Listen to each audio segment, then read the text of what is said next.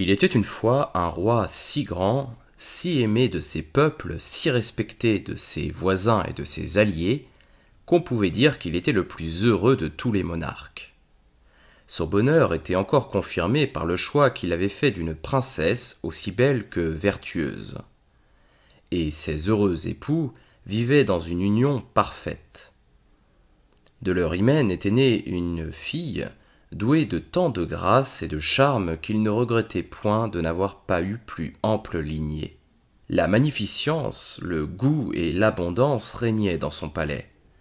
Les ministres étaient sages et habiles, les courtisans vertueux et attachés, les domestiques fidèles et laborieux, les écuries vastes et remplies des plus beaux chevaux du monde, couverts de riches caparaçons. Mais ce qui étonnait les étrangers qui venaient admirer ces belles écuries, c'est qu'au lieu le plus apparent, un maître âne étalait de longues et grandes oreilles. Ce n'était pas par fantaisie, mais avec raison, que le roi lui avait donné une place particulière et distinguée. Les vertus de ce rare animal méritaient cette distinction, puisque la nature l'avait formé si extraordinaire que sa litière, au lieu d'être malpropre, était couverte tous les matins avec profusion de beaux écus au soleil et de louis d'or de toute espèce qu'on allait recueillir à son réveil. Or, comme les vicissitudes de la vie s'étendent aussi bien sur les rois que sur les sujets, et que toujours les biens sont mêlés de quelques maux, le ciel permit que la reine fût tout à coup attaquée d'une âpre maladie, pour laquelle, malgré la science et l'habileté des médecins, on ne put trouver aucun secours. La désolation fut générale. Le roi, sensible et amoureux, s'affligeait sans modération, faisant des vœux ardents à tous les temples de son royaume, offrait sa vie pour celle d'une épouse si chérie, mais les dieux et les fées étaient invoqués en vain. La reine, sentant sa dernière heure approcher, dit à son époux qui fondait en larmes « Trouvez bon, avant que je meure, que j'exige une chose de vous, c'est que, s'il vous prenait envie de vous remarier... » À ces mots, le roi fit des cris pitoyables, prit les mains de sa femme, les baigna de pleurs, et l'assurant qu'il était superflu de lui parler d'un second hyménée. « Non, non, dit-il enfin, ma chère reine, parlez-moi plutôt de vous suivre. »« L'État, reprit la reine avec une fermeté qui augmentait les regrets de ce prince, l'État, qui doit exiger des successeurs, voyant que je ne vous ai donné qu'une fille, doit vous presser d'avoir des fils qui vous ressemblent. Mais je vous demande instamment, par tout l'amour que vous avez eu pour moi, de ne céder à l'empressement de vos peuples que lorsque vous aurez trouvé une princesse plus belle et mieux faite que moi. J'en veux votre serment, et alors je mourrai contente. » On présume que la reine, qui ne manquait pas d'amour-propre, avait exigé ce serment en pensant bien que c'était s'assurer que le roi ne se remarierait jamais. Enfin, elle mourut. Jamais son mari ne fit tant de vacarme, pleurer, sangloter, jour et nuit, fut son unique occupation. Les grandes douleurs ne durent pas. D'ailleurs, les grands de l'État s'assemblèrent et vinrent encore demander au roi de se remarier. Cette proposition lui parut dure et lui fit répandre de nouvelles larmes. Il allégua le serment qu'il avait fait à la reine, défiant tous ses conseillers de pouvoir trouver une princesse plus belle et mieux faite que fut sa femme, pensant que cela était impossible. Mais le conseil traita de babiole une telle promesse, et dit qu'il importait peu de la beauté, pourvu qu'une reine fût vertueuse, que l'État demandait des princes pour son repos et sa tranquillité, qu'à la vérité, l'infante avait toutes les qualités requises pour faire une grande reine, mais qu'il fallait lui choisir un étranger pour époux, et qu'alors, ou cet étranger l'emmènerait chez lui, ou s'il régnait avec elle, ses enfants ne seraient plus réputés du même sang, et que, n'y ayant point de prince de son nom, les peuples voisins pourraient leur susciter des guerres qui entraîneraient la ruine du royaume. Le roi, frappé de ces considérations, promit qu'il songerait à les contenter. Effectivement, il chercha parmi les princesses à marier qui serait celle qui pourrait lui convenir. Chaque jour on lui apportait des portraits charmants, mais aucune n'avait les grâces de la feu reine. Ainsi, il ne se déterminait point. Malheureusement, il s'avisa de trouver que l'infante, sa fille, était non seulement belle et bien faite à ravir, mais qu'elle surpassait encore de beaucoup la reine sa mère en esprit et en agrément. Et il lui dit qu'il avait résolu de l'épouser puisque elle seule pouvait le dégager de son serment. La jeune princesse, remplie de vertu et de pudeur, pensa s'évanouir à cette horrible proposition. Elle se jeta aux pieds du roi son père et le conjura avec toute la force qu'elle put trouver dans son esprit de ne pas la contraindre à commettre un tel crime. Le roi, qui s'était mis en tête ce bizarre projet, avait consulté un vieux druide pour mettre la conscience de la jeune princesse en repos. Ce druide, moins religieux qu'ambitieux, s'insinua avec tant d'adresse dans l'esprit du roi, lui adoucit tellement le crime qu'il allait commettre, qu'il lui persuada même que c'était une œuvre pie que d'épouser sa fille. Ce prince, flatté par le discours du scélérat, l'embrassa et revint d'avec lui plus entêté que jamais de son projet. Il fit donc ordonner à l'infante de se préparer à lui obéir. La jeune princesse, outrée d'une vive douleur, n'imagina rien autre chose que d'aller trouver la fée des lilas, sa marraine. Pour cet effet, elle partit la même nuit dans un joli cabriolet attelé d'un gros mouton qui savait tous les chemins. Elle y arriva heureusement. La fée, qui aimait l'infante, lui dit qu'elle savait tout ce qu'elle venait lui dire, mais qu'elle n'eut aucun souci. Rien ne pouvait lui nuire si elle exécutait fidèlement ce qu'elle allait lui prescrire. « Car, ma chère enfant, lui dit-elle, ce serait une grande faute que d'épouser votre père. Mais sans le contredire, vous pouvez l'éviter. Dites-lui que, pour remplir une fantaisie que vous avez, il faut qu'il vous donne une robe de la couleur du temps. Jamais, avec tout son pouvoir, il ne pourra y parvenir. » La princesse remercia bien sa marraine, et dès le lendemain matin, elle dit au roi, son père, ce que la fée lui avait conseillé, et protesta qu'on ne tirerait d'elle aucun aveu qu'elle n'eût sa robe couleur du temps. Le roi, ravi de l'espérance qu'elle lui donnait, assembla les plus fameux ouvriers et leur commanda cette robe, sous la condition que, s'ils ne pouvaient réussir, il les ferait tous pendre. Il n'eut pas le chagrin d'en venir à cette extrémité. Dès le second jour, ils apportèrent la robe si désirée. L'infante en fut toute contristée, et ne savait comment se tirer d'embarras. Le roi pressait la conclusion. Il fallut recourir encore à la marraine qui, étonnée de ce que son secret n'avait pas réussi, lui dit d'essayer d'en demander une de la couleur de la lune. Le roi, qui ne pouvait rien lui refuser, envoya chercher les plus habiles ouvriers et leur demanda si expressément une robe de couleur de la lune que, entre ordonner et l'apporter, il n'y eut pas 24 heures. L'infante, plus charmée de cette superbe robe que des soins du roi de son père, s'affligea immodérément lorsqu'elle fut avec ses femmes et sa nourrice. La fée des lilas, qui savait tout, vint au secours de l'affligée princesse et lui dit « Ou je me trompe fort, ou je crois que, si vous demandez une robe couleur du soleil, nous viendrons à bout de dégoûter le roi votre père, car jamais on ne pourra parvenir à faire une pareille robe, ou nous gagnerons toujours du temps. » L'infante en convient, et demanda la robe, et le roi donna sans regret tous les diamants et les rubis de sa couronne pour aider à ce superbe ouvrage, avec ordre de ne rien épargner pour rendre cette robe égale au soleil. Aussi, dès qu'elle parut, tous ceux qui la virent déployer furent obligés de fermer les yeux tant ils furent éblouis. C'est de ce temps que datent les lunettes vertes et les verres noirs. Que devint l'infante à cette vue? Jamais on n'avait rien vu de si beau et de si artistement ouvré. Elle était confondue, et sous prétexte d'en avoir mal aux yeux, elle se retira dans sa chambre, où la fée l'attendait plus honteuse qu'on ne peut dire. Ce fut bien pis, car, en voyant la robe couleur du soleil, elle devint rouge de colère. « Oh, pour le coup, ma fille, dit-elle à l'infante, nous allons mettre l'indigne amour de votre père à une terrible épreuve. Je le crois bien entêté de ce mariage. qu'il croit si prochain, mais je pense qu'il sera un peu étourdi de la demande que je vous conseille de faire. C'est la peau de cet âne qu'il aime si passionnément et qui fournit à toutes ses dépenses avec tant de profusion. Allez, et ne manquez pas de lui dire que vous désirez cette peau.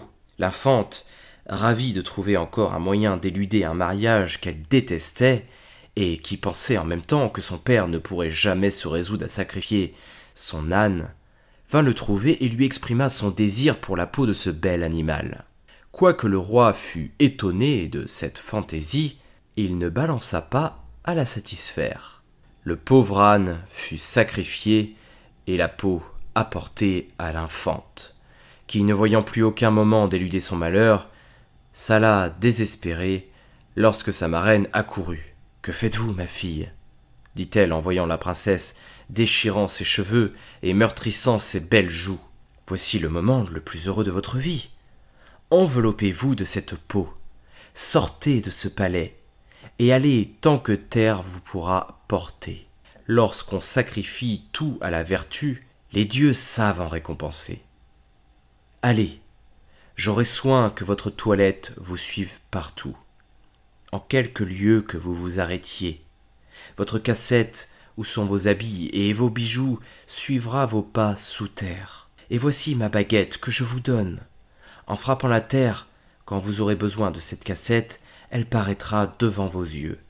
Mais hâtez-vous de partir et ne tardez pas. » L'infante embrassa 1000 fois sa marraine, la pria de ne pas l'abandonner, s'affubla de cette vilaine peau, après s'être débarbouillée de suie de cheminée, et sortit de ce riche palais sans être reconnue par personne. L'absence de l'infante causa une grande rumeur. Le roi, au désespoir, qui avait fait préparer une fête magnifique, était inconsolable. Il fit partir plus de 100 gendarmes et plus de 1000 mousquetaires pour aller à la quête de sa fille. Mais la fée qui la protégeait la rendait invisible aux plus habiles recherches. Ainsi, il fallut bien s'en consoler. Pendant ce temps, l'infante cheminait. Elle alla bien loin, encore plus loin, et cherchait partout une place, mais quoique par charité on lui donnât à manger, on la trouvait si crasseuse que personne n'en voulait. Cependant, elle entra dans une belle ville, à la porte de laquelle était une métairie dont la fermière avait besoin d'une souillon pour laver les torchons et nettoyer les dindons et l'auge des cochons. Cette femme, voyant cette voyageuse si malpropre, lui proposa d'entrer chez elle, ce que l'infante accepta de grand cœur, tant elle était lasse d'avoir tant marché. On la mit dans un coin reculé de la cuisine où elle fut les premiers jours en butte aux plaisanteries grossières de la valetaille, tant sa peau d'âne la rendait sale et dégoûtante. Enfin, on s'y accoutuma. D'ailleurs, elle était si soigneuse de remplir ses devoirs que la fermière la prit sous sa protection. Elle conduisait les moutons, les faisait parquer au temps où il le fallait, elle menait les dindons paître avec une telle intelligence qu'il semblait qu'elle n'eût jamais fait autre chose. Aussi, tout fructifiait sous ses belles mains. Un jour, qu'assise près d'une claire fontaine où elle déplorait souvent sa triste condition, elle s'avisa de s'y mirer. L'effroyable peau d'âne qui faisait sa coiffure et son habillement l'épouvanta. Honteuse de cet ajustement, elle se décrassa le visage et les mains, qui devinrent plus blanches que l'ivoire, et son beau teint reprit sa fraîcheur naturelle. La joie de se retrouver si belle lui donna envie de s'y baigner, ce qu'elle exécuta. Mais il fallut remettre son indigne peau pour retourner à la métairie. Heureusement, le lendemain était un jour de fête. Ainsi, elle eut le loisir de tirer sa cassette, d'arranger sa toilette, de poudrer ses beaux cheveux et de mettre sa belle robe couleur du temps. Sa chambre était si petite que la queue de cette belle robe ne pouvait pas s'étendre. La belle princesse se mira et s'admira elle-même, avec raison, si bien qu'elle résolut, pour se désennuyer, de mettre tour à tour ses belles robes, les fêtes et les dimanches, ce qu'elle exécuta ponctuellement. Elle mêlait des fleurs et des diamants dans ses beaux cheveux avec un art admirable. Et souvent elle soupirait de n'avoir pour témoin de sa beauté que ses moutons et ses dindons, qu'il aimait autant avec son horrible peau d'âne, dont on lui avait donné le nom dans cette ferme. Un jour de fête que Podane avait mis la robe couleur du soleil, le fils du roi, à qui cette ferme appartenait, vint y descendre pour se reposer en revenant de la chasse. Ce prince était jeune, beau et admirablement bien fait. On offrit à ce jeune prince une collation champêtre qu'il accepta. Puis il se mit à parcourir les basses cours et tous leurs recoins. En courant ainsi de lieu en lieu, il entra dans une sombre allée, au bout de laquelle il vit une porte fermée. La curiosité lui fit mettre l'œil à la serrure. Mais que devint-il en apercevant la princesse si belle et si richement vêtue, qu'à son air noble et modeste, il prit pour une divinité. L'impétuosité du sentiment qu'il éprouva dans ce moment l'aurait porté à enfoncer la porte sans le respect que lui inspira cette ravissante personne. Il sortit avec peine de cette allée sombre et obscure, mais ce fut pour s'informer qu'il était la personne qui demeurait dans cette petite chambre. On lui répondit que c'était une souillon qu'on nommait Podane, à cause de la peau dont elle s'habillait, et qu'elle était si sale et si crasseuse que personne ne la regardait ni ne lui parlait, et qu'on ne l'avait prise que par pitié pour garder les moutons et les dindons. Le prince, peu satisfait de cet éclaircissement, vit bien que ces gens grossiers n'en savaient pas davantage, qu'il était inutile de les questionner. Il revint au palais du roi, son père, plus amoureux qu'on ne peut dire. Ayant continuellement devant les yeux la belle image de cette divinité qu'il avait vue par le trou de la serrure, il se repentit de n'avoir pas heurté la porte, et se promit bien de n'y pas manquer une autre fois. Mais l'agitation de son sang, causée par l'ardeur de son amour, lui donna dans la même nuit une fièvre si terrible que bientôt il fut réduit à l'extrémité. La reine, sa mère, qui n'avait que lui d'enfant, se désespérait de ce que tous les remèdes étaient inutiles. Elle promettait en vain les plus grandes récompenses aux médecins.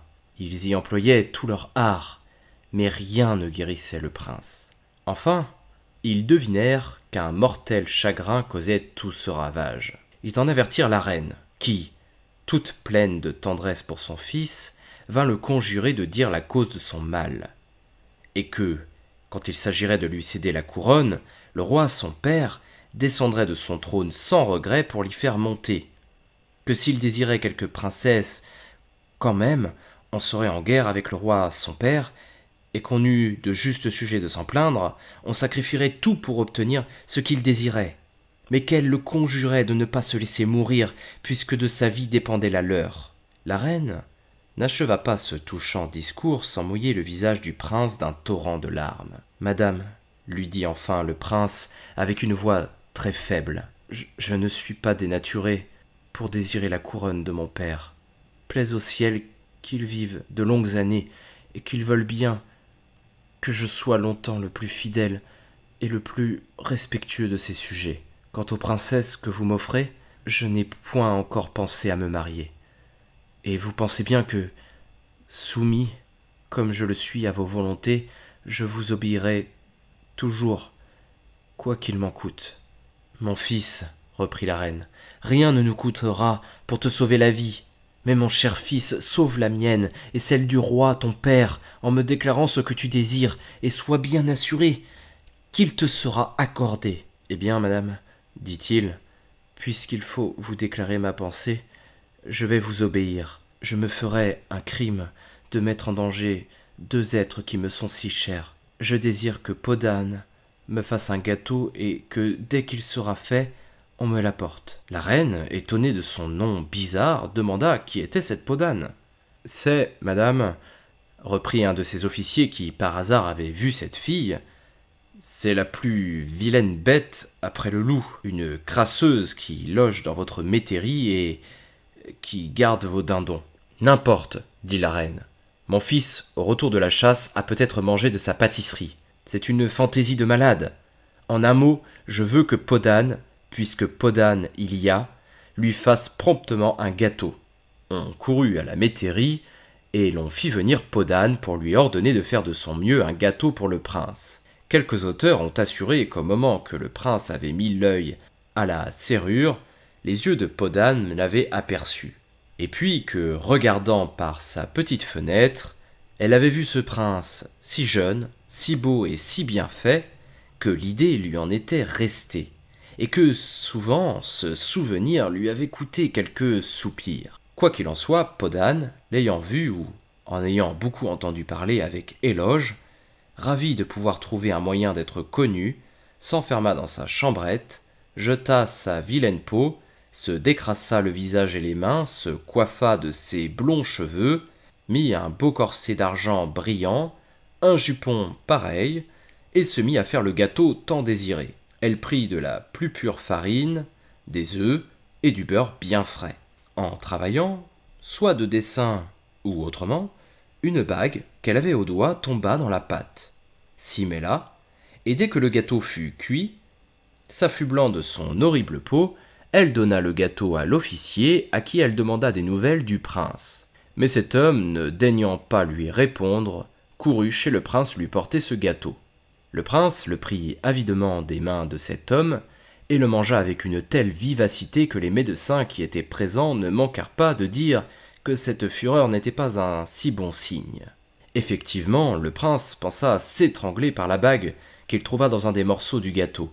Mais il la retira adroitement de sa bouche, et son ardeur à dévorer ce gâteau se ralentit en examinant cette fine émeraude montée sur un jonc d'or, dont le cercle était si étroit qu'il jugea ne pouvoir servir qu'aux plus jolis doigts du monde. Il baisa 1000 fois cette bague, la mit sous son chevet, et l'en tirait à tout moment quand il croyait n'être vu de personne. Le tourment qu'il se donna pour imaginer comment il pourrait voir celle à qui cette bague pouvait aller, et n'osant croire, s'il demandait Podane, qui avait fait ce gâteau qu'il avait demandé qu'on lui accordât de la faire venir, n'osant non plus dire ce qu'il avait vu par le trou de cette serrure, de craindre qu'on se moquât de lui et qu'on ne le prît pour un visionnaire, toutes ces idées le tourmentant à la fois, la fièvre le reprit fortement. Et les médecins, ne sachant plus que faire, déclarèrent à la reine que le prince était malade d'amour. La reine accourut chez son fils avec le roi qui se désolait. « Mon fils, mon cher fils, s'écria le monarque affligé, nomme-nous celle que tu veux, nous jurons que nous te la donnerons, fût-elle la plus vile des esclaves. » La reine, en l'embrassant, lui confirma le serment du roi. Le prince, attendri par les larmes et les caresses des auteurs de ces jours, « Mon père et ma mère, leur dit-il, je n'ai point dessein de faire une alliance qui vous déplaise.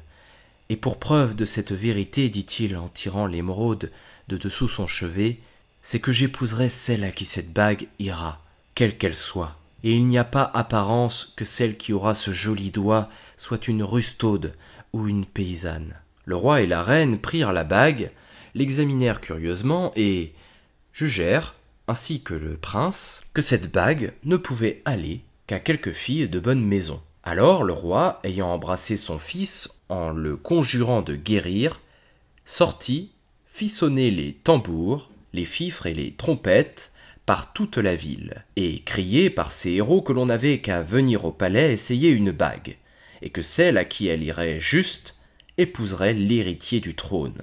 Les princesses d'abord arrivèrent, puis les duchesses, les marquises et les baronnes, mais elles eurent beau toutes s'amenuiser les doigts, aucune ne put mettre la bague. Il en fallut venir aux grisettes, qui, toutes jolies qu'elles étaient, avaient toutes les doigts trop gros. Le prince, qui se portait mieux, faisait lui-même l'essai. Enfin, on en vint aux filles de chambre. Elles ne réussirent pas mieux. Et il n'y avait plus personne qui n'eût essayé cette bague sans succès. Lorsque le prince demanda les cuisinières, les marmitonnes, les gardeuses de moutons, on emmena tout cela.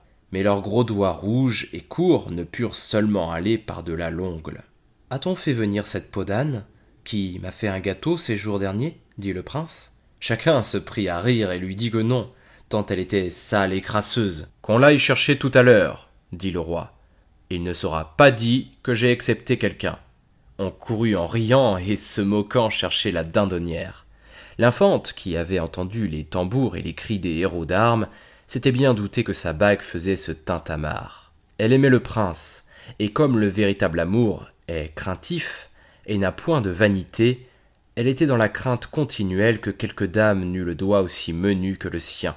Elle eut donc une grande joie quand on vint la chercher et qu'on heurta à sa porte. Depuis qu'elle avait su qu'on cherchait un doigt propre à mettre sa bague, je ne sais quel espoir l'avait portée à se coiffer plus soigneusement et à mettre son beau corset d'argent, avec le jupon plein de falbalas, de dentelles d'argent semées d'émeraudes. Sitôt qu'elle entendit qu'on heurtait à la porte et qu'on l'appelait pour aller chez le prince, elle remit promptement sa peau d'âne, ouvrit sa porte, et ses gens, en se moquant d'elle, lui dirent que le roi la demandait pour lui faire épouser son fils.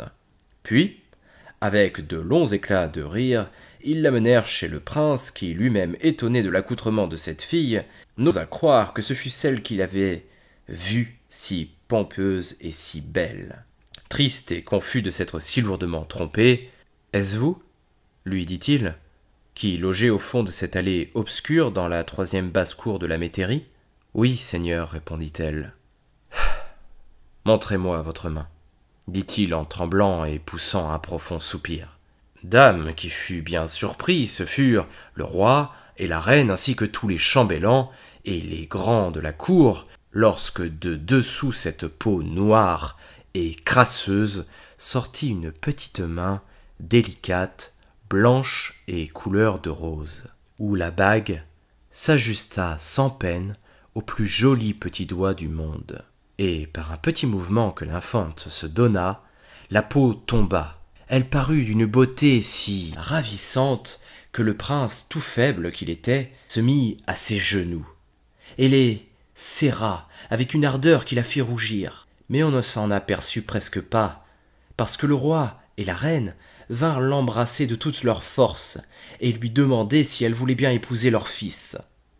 La princesse, confuse de tant de caresses et de l'amour que lui marquait ce beau jeune prince, allait cependant les en remercier, lorsque le plafond du salon s'ouvrit et que la fée des lilas, descendant dans un char fait de branches et de fleurs de son nom, conta avec une grâce infinie l'histoire de l'infante. Le roi et la reine, charmés de voir que Podane était une grande princesse, redoublèrent leurs caresses.